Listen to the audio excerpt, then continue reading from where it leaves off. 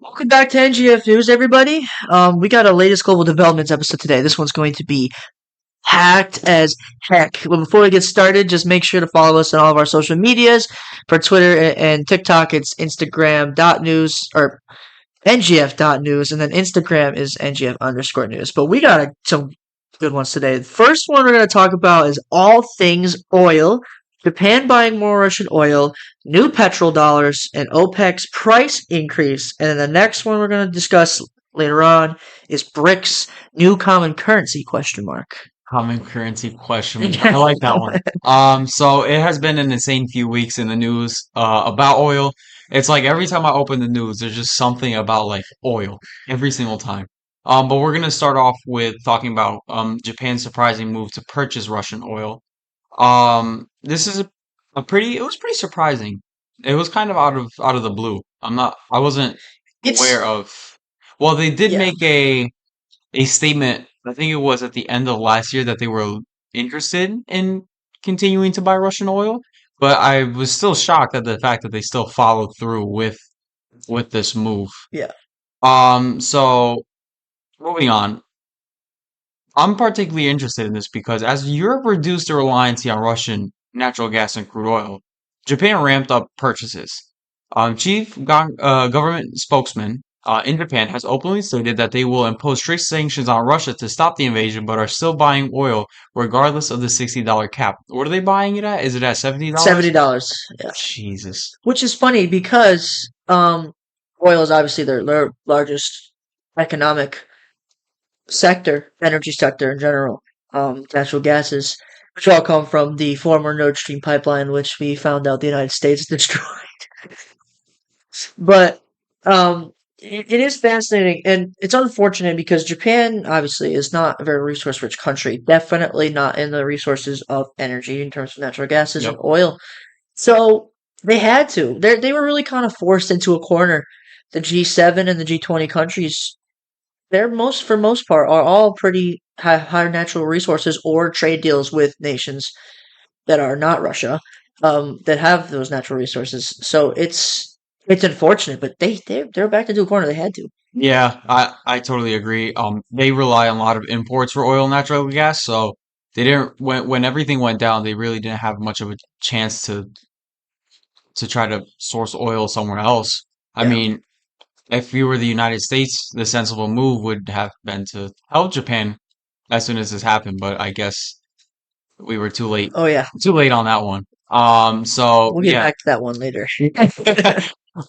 So I was gonna look at the Sakhalin 2 project. So the Sakhalin 2 project is a oil digging project from the Russians, um, right just northeast of Russia, where Japan buys most of their oil. So there were two major companies in Japan that had a 22% stake, if I'm not mistaken, in this oil company. And when shit hit the fan, they really didn't have much of a choice. Mm. Because if they did, then that would have hurt not only their business, it would have hurt the Japanese economy, etc., etc.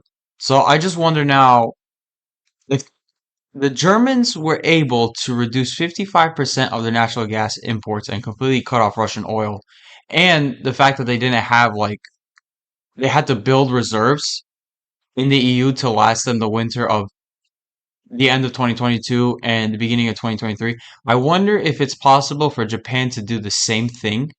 Because if Germany did it, they're the fourth largest economy, and Japan is the third largest. I just wonder if Japan could do the same thing, maybe source it elsewhere or look to dig on their own. So that's kind of my big concern here with Yeah. the Japanese right now. I'm. It's an interesting question because well, the one thing that the Germans have over the Japanese is coal, so they Oh can they yeah. can they can switch to coal.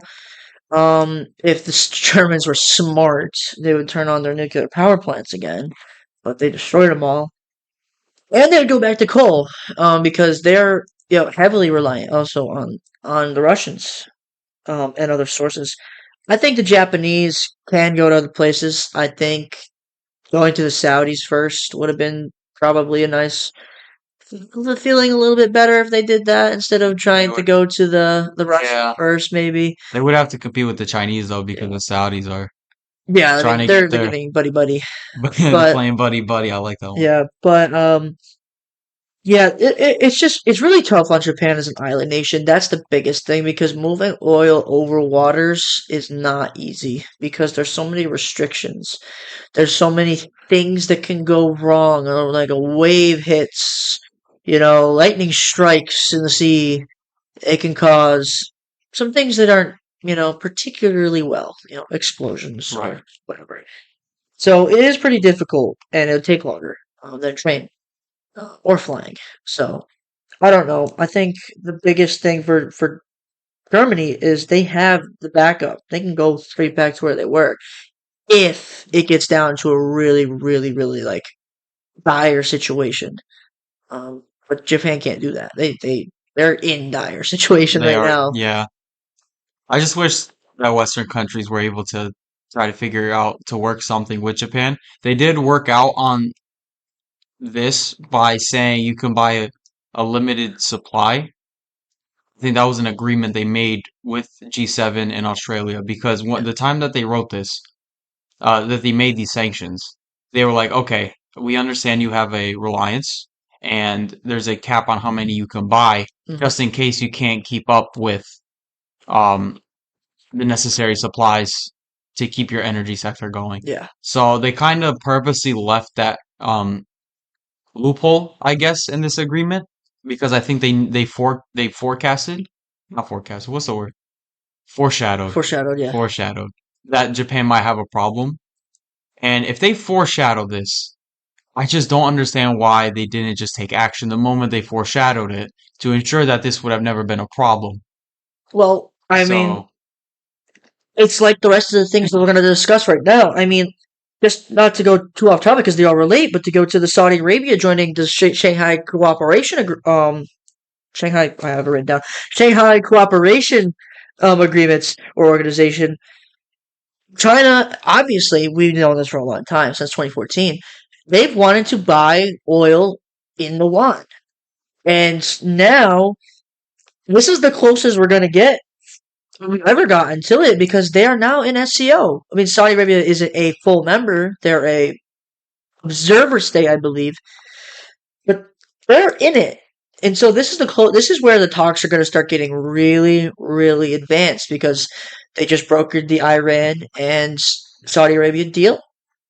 Now they're going to be friends right. because I mean they just created peace in the Middle East. Let's be completely honest. Outside of Israel, I mean they don't even consider Israel a Middle Eastern country. Most of them they basically just brokered peace. And then we go into the rising prices of OPEC.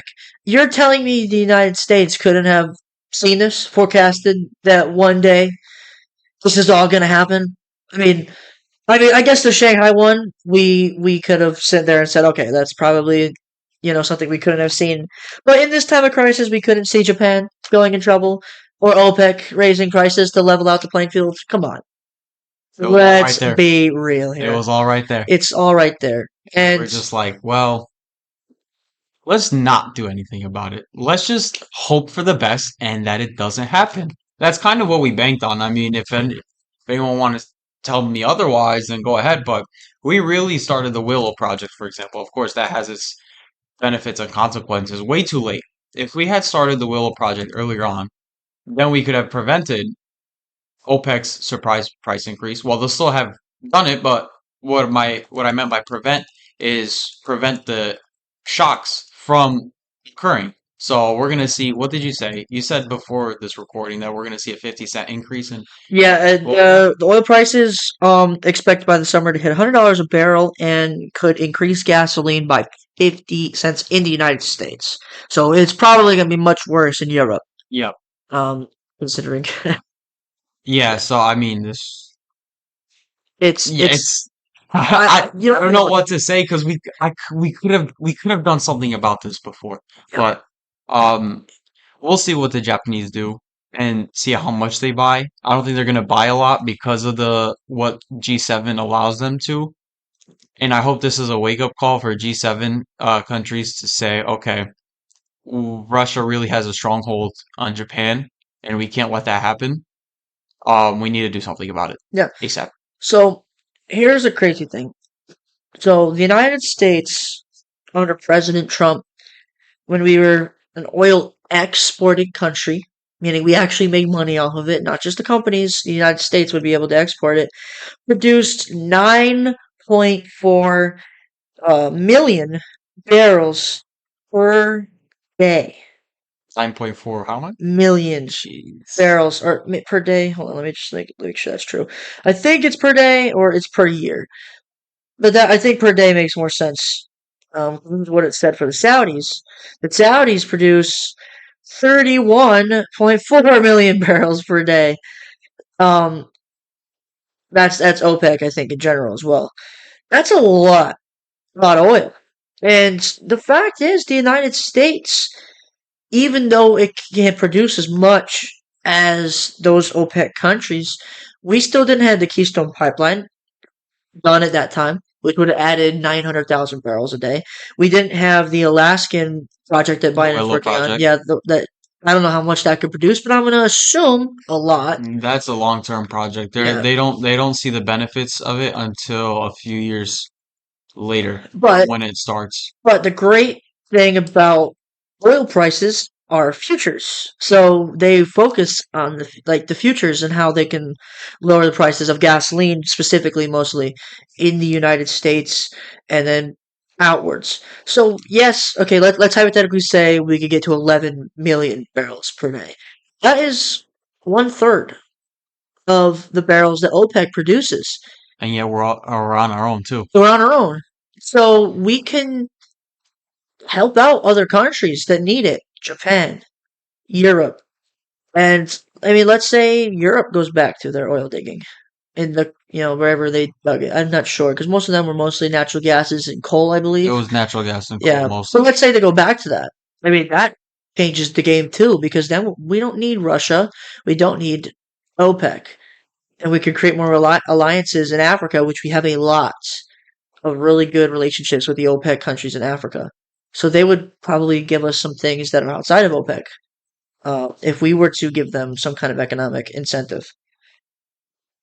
The United States needs to get involved. That's all I'm saying. We Yep. need to take the initiative and say, okay, OPEC, you want to do this. Saudi Arabia, you want to make friends with the Chinese. Well, here's what we're going to do. We're going to do our own oil. First off, we're not going to need you because we're going to produce enough. Second off, we can at least produce for our allies. Where does that leave you? With China and China only. Because your allies are all OPEC nations, they don't need you. So, Direct. correct. Straight to the point. Yeah. Tell it straight to them. And guess That what? You know how much more friendlier they're going to be? A lot.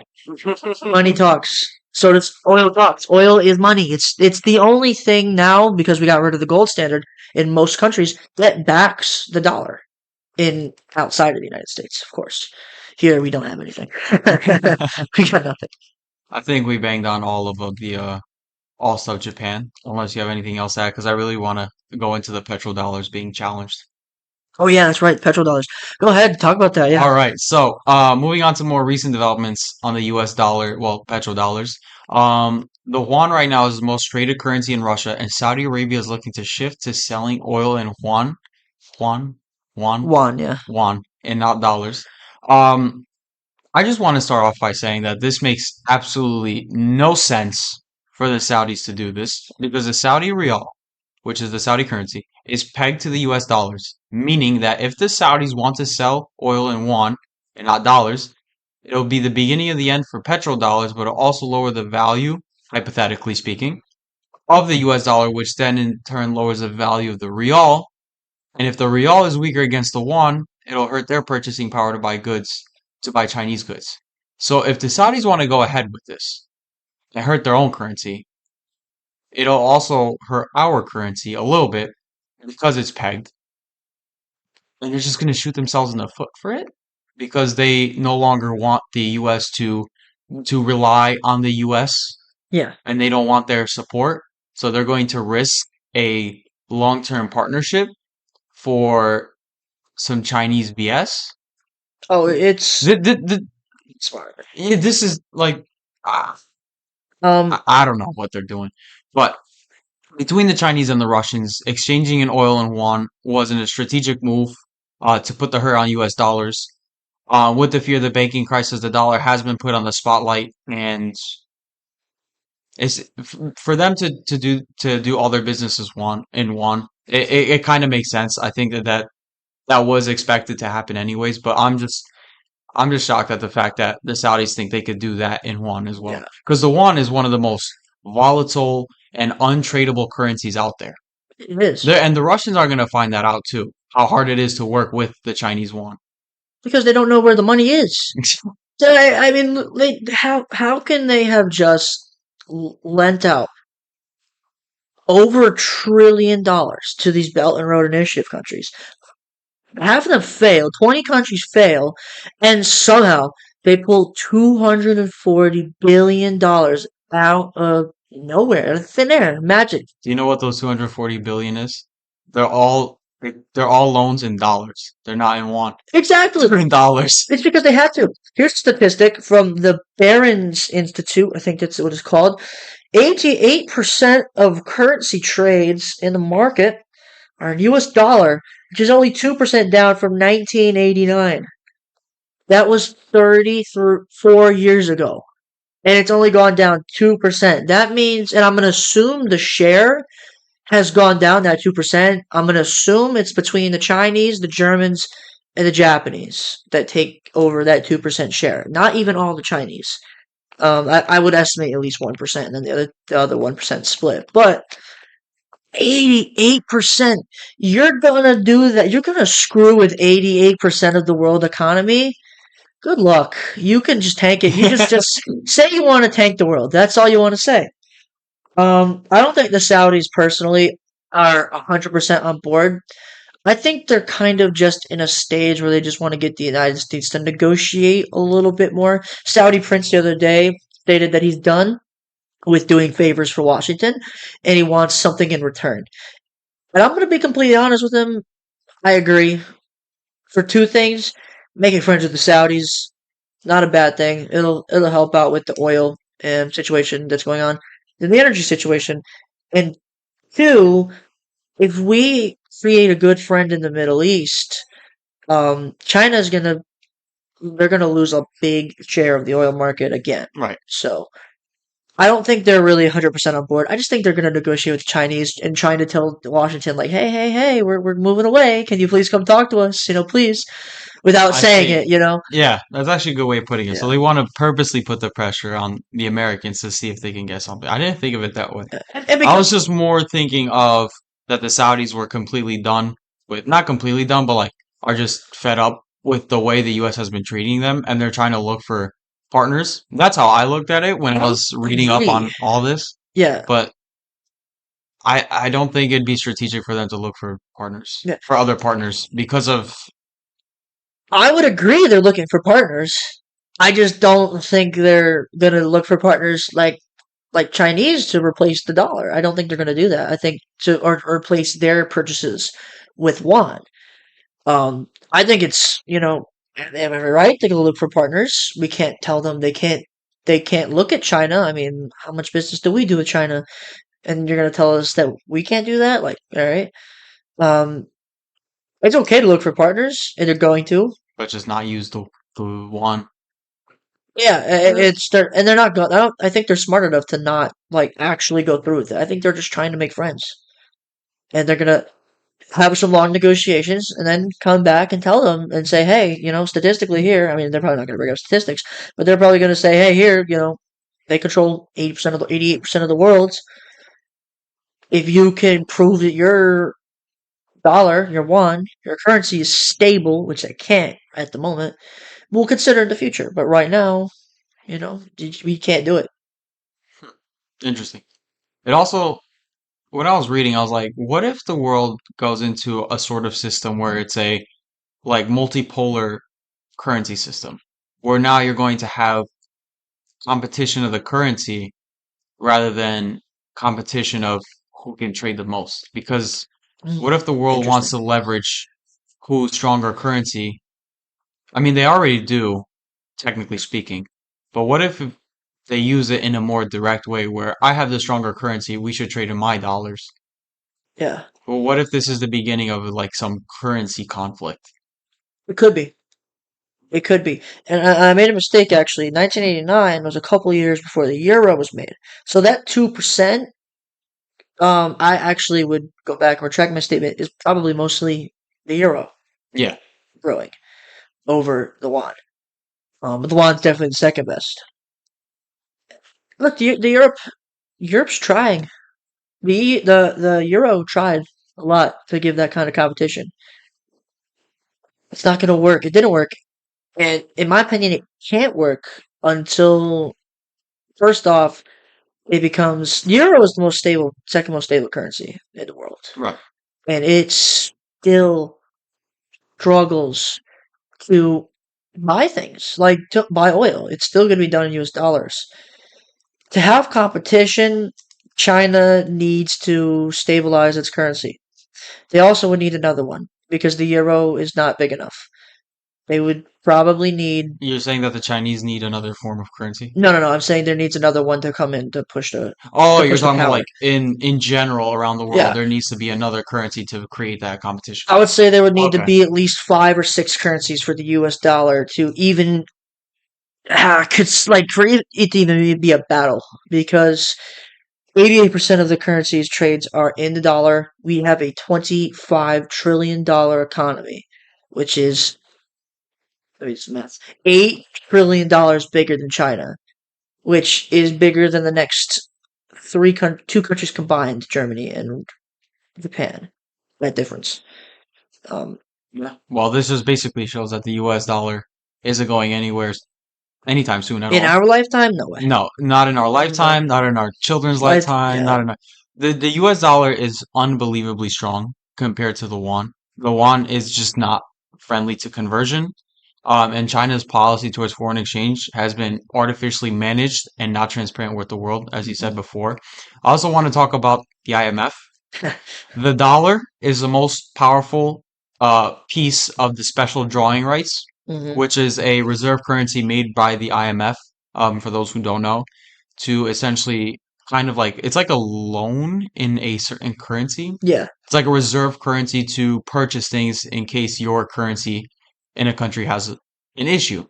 And the weight of this is 43.38% of that SDR is in dollars, and the won holds only 12% of it. Really? The weight. Because you know what's crazy? This statistic shows that the reserve at the beginning of February is 2.2%. I think I read it on the IMF's website Yeah. that it was, Maybe I'm not sure.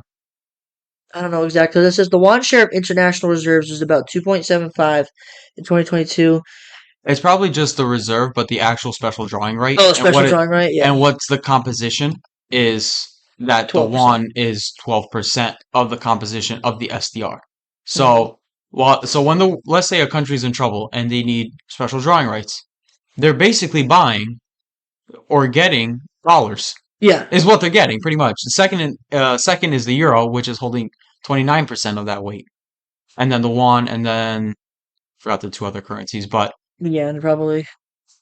I believe so. Yeah. But it just comes to show that, or even if you're in trouble, You're going to use U.S. dollars. dollars are the way that you're going to be saved because of how tradable it is and how friendly it is to the world compared to the won. Yeah. And with the, as you said before, the Belt and Road Initiative, started out with won loans, but then switched to dollars because it shows the cracks in the won. It's just not a tradable currency. No, and It's they're. not easy to work with, especially when it comes to trading oil, and you need to do it consistently. hmm So we'll see how the Yeah. Russians react to when they find out how terrible the won is. But Yeah. It's fascinating. Um, this right here, like you said, is they have 12% of drawing rights, but they have since February 2023 they have 2.2% of the international reserves in the world. I mean that's so low. yeah, That's so low. Like you can't consider yourself to try and purchase the most valuable asset on planet Earth, which is maybe it's definitely top two, oil, and have only 2% of the world's reserve currency. Like the Saudis are negotiating with you, sure, but behind closed doors, they're probably laughing because you can't have that little reserve and expect them to trust that you can purchase the amount of oil that they want to purchase, which I believe they were purchasing like 900,000 barrels per day was an agreement they're looking for. That's a lot. And Yeah. in one, Yep. Um, yeah, I don't have anything else to say yeah, for this one. I want to wrap it up with OPEC's surprise increase. yeah. Let's go. If you wanna, yeah, okay. So, there was a surprise increase a few days ago, and then OPEC had released a statement saying that they're going to cut back on output because of, air quote, precautionary measures aimed to support stability of the oil market, end quote. It's not very clear to why they came out with this randomly. I did a bunch of research and tried to piece together on why. And I'm just looking at a graphic right now where it's showing that oil prices have been going down since the Russia invasion of Ukraine. Cost per barrel was $125, and as of April 3, it was $85. So I think what they're trying to do is that they're trying to cut back on output so that they can jack up the prices because they're losing out. Another thing is countries are also finding ways to be more self-sufficient, so the world is reducing their reliance on OPEC oil. They're like, okay, well, we need to jack up the prices on whatever consumers we do have so we can make money because countries are moving away from our oil, which makes no sense because if you have high supply, your cost technically would have to be lower. Hmm. I'm not sure if this is the actual strategy, but I think this is what they're going for. And also lower consumer spending because of rising interest rates. People don't go out, manufacturing is down, jobs are being cut. So I think these are what the three are. It hasn't been exactly clear on why this surprise cut came. It was just again a quote unquote precautionary measure from OPEC. But every different source says something else. So it's not really clear exactly Yeah. why OPEC tried it. Well, OPEC's never been transparent, so I think we know that they're just here to profit. Um, when they were created, they knew they had the monopoly. They know they can control the price. I'm sure there's strategy to it for them because obviously the reliance on oil in this economy is going to slow down because people, like you said, are not going out. Economic hardships. Cars aren't going to be on the roads as much. People aren't going to be flying. Yada yada yada. The other thing is, I mean, yeah, they just want money. They want to get those profits up because of all that stuff. So they have to raise prices. Um, as of March 3rd, oil prices rose in the U.S. by 6% since then. And this doesn't include the price hike, which happened, what was it, April 4th? April 3rd? Something like that? Something in the past 3 days. Yeah, Um, Oil could hit this summer, like I said earlier, $100 a barrel, which would increase gasoline price in the United States by 50 cents per gallon. I don't even want to know how much that's going to be in Europe per liter. Probably tons. So, I mean, I think we can go back and look on all these things. What is it that the United States should do? I'll tell you what we should do. We should dig for oil. So should the Canadians. So should the Mexicans. I'm telling you right now that the world is out against the West. The rest is out against the West. And it's being led by the Chinese and the Russians. And let's hypothetically even say that the rest outside of the Chinese and the Russians, and by the rest I mean the global South, um, no one else wants to go with the Chinese and the Russians. That's still a formidable power, and OPEC still controls 99% of the market. Almost. I'm going to say 90 plus just because I'm not completely sure. The United States is going to be left alone. And so is Europe. And so is Canada.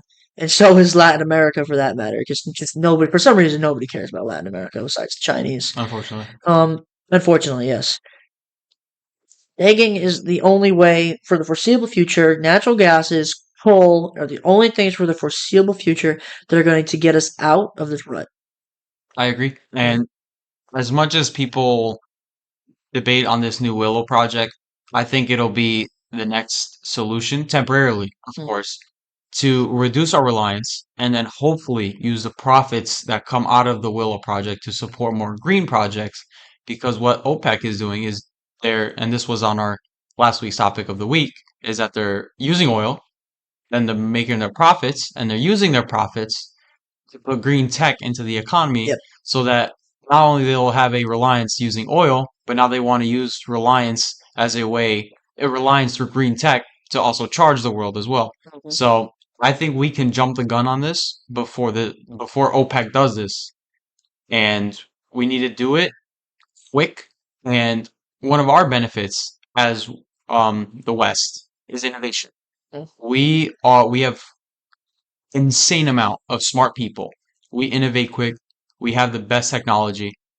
We can make this happen and we can create more green projects and charge and power the world grid Mhm. as long as we continue digging for oil to fund all these new initiatives. So I think the Willow project won't be enough. We need to find other ways to find oil, and of course, this has its economic consequences. It'll degrade air quality, the chance for spills, leaks. Um, but what choice do we have? I mean, OPEC is doing it. The rest of the world wants oil and natural gas. The world is not ready yet for green tech, and no country right now is really focused on green technology besides the private sector. So Yeah. I think the public sector should focus on getting the oil, and the private sector should focus on the green tech. Agreed. And we should stick to that path for the next few years. And I hope and I probably can guarantee that this would be the best outcome. Because right now, yes, the Chinese are going to challenge us. They see this time of economic hardship and they see that the US has a big dependency on oil and they're going to use it against us. They're going to use all the economic crisis going on to challenge the dollar. But we need to plan something low key and we need to stick to it so that in the next 5 to 10 years, we can stick it to the Chinese. Yeah. I've said it once. I've said it, and I'll say it again. We sit on one estimated $1 trillion worth of oil in the United States alone.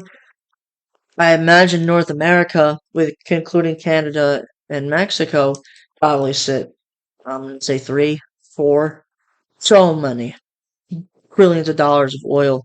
And the one thing I think that especially the United States has over the rest of the world, like you said, is innovation.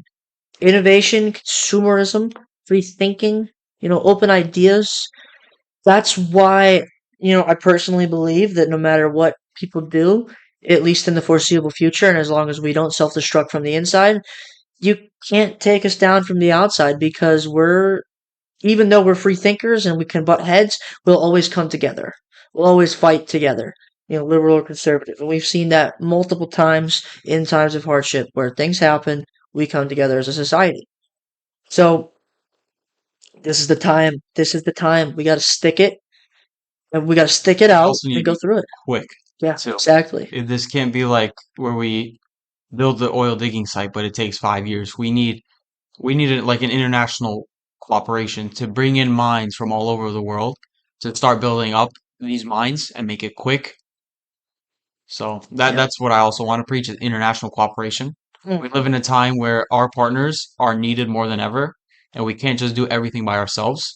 We need to promote this internationally. So, It'll be tough though because of the climate activists, of especially in course, Europe, are huge. and they have a fair reason to, and they should be worried. I believe that it's important that we do have these concerns as well. Agreed. But we also live in a time where other concerns, like how we're going to heat ourselves, how we're going to power the economy, kind of trumps over environment. And plus, with the money we can make from oil, we can find ways to rebuild land. We can find ways to promote climate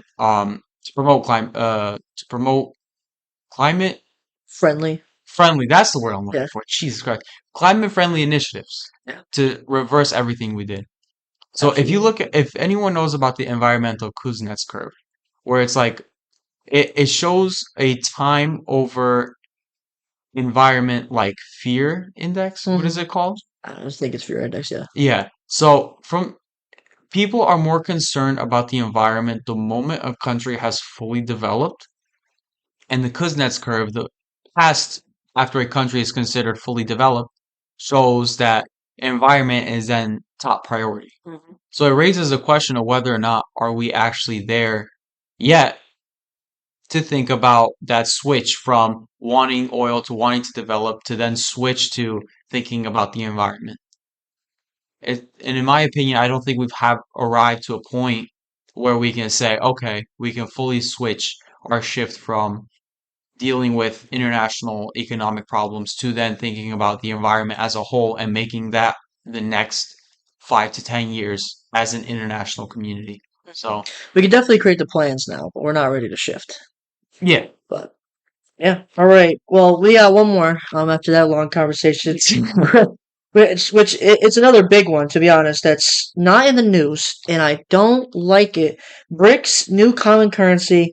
So at the South African summit in Durban this summer, August, they're looking to discuss ways to produce a new common currency, something similar to like the euro. For example, they're saying that potential backers could be golds and other assets. I would say, considering the BRICS nations, probably oil would be one. And they're looking to use this starting domestically and then moving to digitally. Digitally, I don't like. Domestically, whatever. I just don't like the digital part. really. I don't like digital currencies because it gives the power to the government to control. I mean, they Also, technically, cyber as well. yeah. When you, I guess that's fair because they also, I mean, they kind of control the outcome of not, I think it depends per government, Yeah, what currency they control. Because you'll yeah. have governments like Chinese that fully control the yuan. Well, you have more of the US dollar where it's kind of based on like just trust and demand, supply and demand of Yeah. American goods. So you also have that. The goal of BRICS is to essentially try to dethrone the US dollar. So that's the reason why they're making this new currency. And I think it has support from Russia, it has support from Brazil, and South Africa. China is kind of iffy on this one. Hmm. They're still iffy, and I think India is also iffy on this one as well. The goal of the new currency is also to have it backed by gold and other metals. So the Russians are building up gold reserves. What other countries in BRICS are building up quote gold I'm not reserves? sure exactly, But but I know the Chinese have been doing that for yep, decades. so they're trying to have it backed by something. Um, but this new currency is still at a very, very, very early stage, and it has a lot of work in order to even become a reality to compete with the dollar, the euro, the Japanese yen, and other more powerful currencies out there.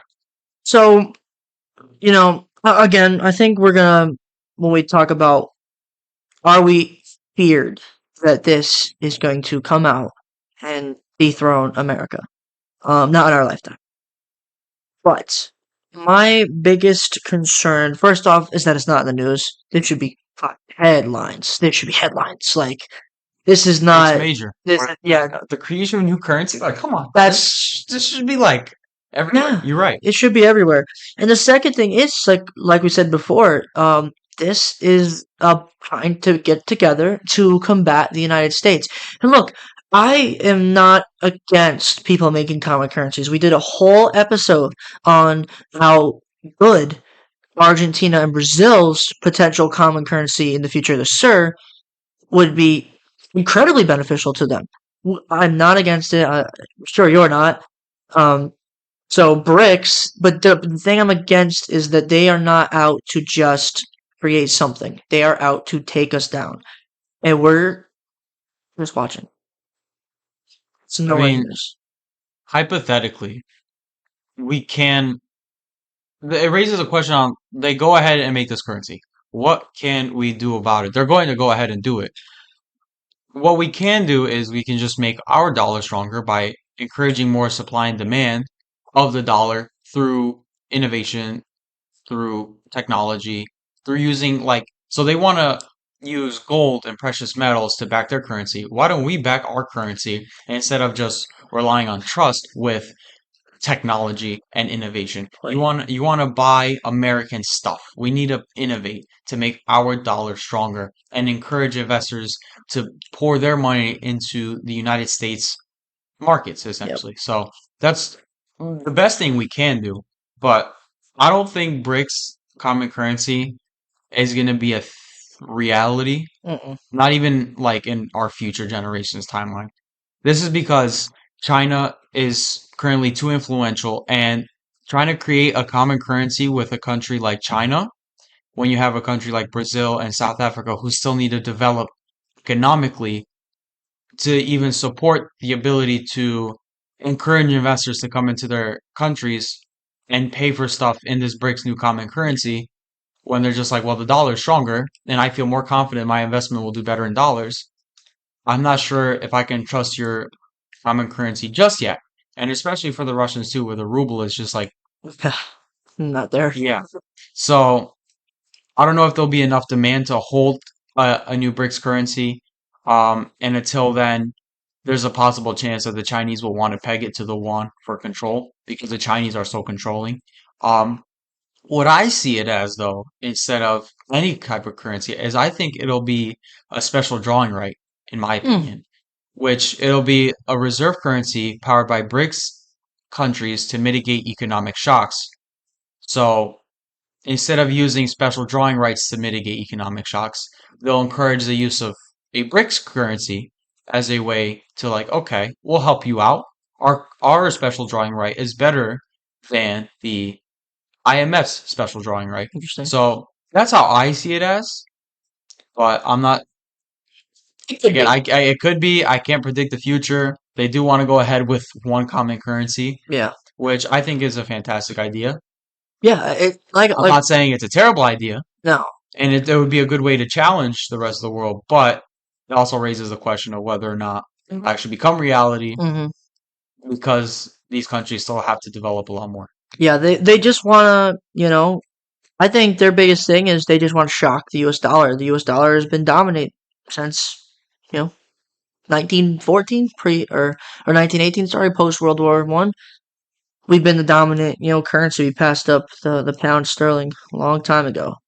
But the Chinese, I don't think are going to be on this because they want full control. Yeah. Can't I mean like I think India in the next 20 years is going to outpace China in terms of economic growth because of they're just producing people out of nowhere. So that will definitely cause tension if let's say it just goes through in the next 20 years. That'll cause a lot of tension between the two because they'll want full control. Yeah. Which is exactly why the United States doesn't even try to get itself involved in stuff like that because they will want full control. Unfortunately, that's unfortunately, because I would love to see that. But the for India too, their relationship with the Chinese is not very good. Right. So that will cause a lot of issues as well. Um, and Brazil is unstable. China's too unstable. Russia, they're Russia. We know what's going to happen to them. And then the South Africans aren't big enough. Their economy is not big enough. They're I want to say the second biggest GDP in Africa, but still not big enough comparatively to Brazil, India, Russia, and the Chinese. Unless there's a point in time where investments in South Africa and Brazil skyrocket, then they would probably have the backing of private sector to create this new BRICS currency. But until that happens, I don't know. Brazil is also completely crime ridden. I mean, Oh, that yeah. place is Yep. not just politically unstable as of recently, but I mean, we were talking about Mexico becoming a military state. Brazil is a military state, and they're always fighting crime, 24/7. And Latin America is not someplace that's stable as of yet. I wish we would try to stabilize them because they have so much potential and great people that deserve to live like the rest of the world does. Same with Africa. Um, So it will be a long shot. It truly would be because I would say pre 2008, and let's say the financial crisis in 2008 never happened, COVID never happens. This is realistic because then South Africa doesn't slow, China doesn't collapse, and Brazil doesn't slow down, and they keep going. But that happens. So did COVID. I mean, China's economy is about to be complete dust. Like their real estate market is completely overinflated, and no one knows where the money is. Yeah. No one knows where the money is. Where is it going? That's my biggest problem with the Chinese is people are like they got the biggest purchasing power parity. Show me their Where's the balance money? sheet. Where's the balance sheet? Because Print it out for me. there's just no way they have been able to bail out $240 billion to these countries who are who have failed in the or what's the word I'm looking for went bankrupt in the Belt and Road Initiative. Defaulted, that's the correct word. Yeah. Defaulted on it once. Uh, that's just I don't know. It's not possible. The United States, even if you looked at the United States and saw that figure, you'd be like, no, questionable. Like, where'd you get 240 billion from? Oh no. It just happened to be there. Yeah, like I question things we do sometimes, like when we just put in the $6.7 trillion budget that didn't get approved yet. But I was sitting there like, where did you get those figures, Joe? And then the rest of his committee, like, where did they get that? It's a lot of money. But yeah, I mean, we'll see where it goes. Yeah. A lot of time. August will be a big one. That'd be fun. It will be. It'll be impressive to see if they actually make any progress with it too. Yeah. They're gonna hold some sort of meeting, I think, over it. If I'm not mistaken. I know Russia is very interested in this. And they've expressed their interest in it. And I think they have a meeting with South Africa sometime in August. Is that what you were referring? Yeah, that's the Durban Oh, okay, yeah. Durban BRICS conference. Yeah. Gotcha, yeah. So the main thing is gonna be the BRICS common currency. Well, BRICS in general, and then the common currency. So we'll see what happens. Also, it'll be interesting. Putin will be in an IMF, ICJ or ICC country after he just got his warrant arrest. We'll see how that goes. That's going to be interesting. So to see as funny. well. We will gladly be on this like as soon as At Hawks, yeah. In August, you'll see posts every second. I can go on and on whether or not South Africa could arrest Putin or not in August. We'll see. We'll see what they can do. We'll see what they'll do. Yeah, I know.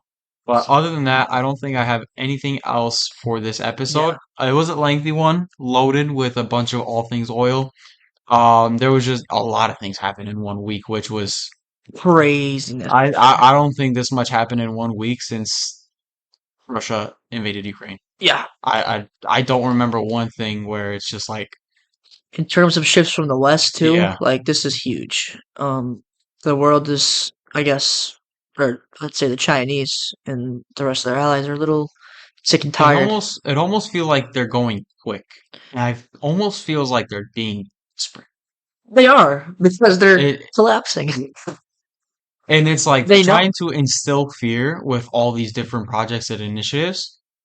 And it's just amazing how desperate they're becoming now. I think the world, and especially Europe, is sitting there in fear, and the United States just like, you guys are funny, good luck. Yep. I mean, when you control 88% of the world's financial transactions, you're just sitting there like, whatever, I'm just going to dust it off my shoulder for a second. Give it a try. Yeah. But other than that, I'm all good. Yeah, that's everything. Thank you guys for listening this week. This was a fun one. It was a long one.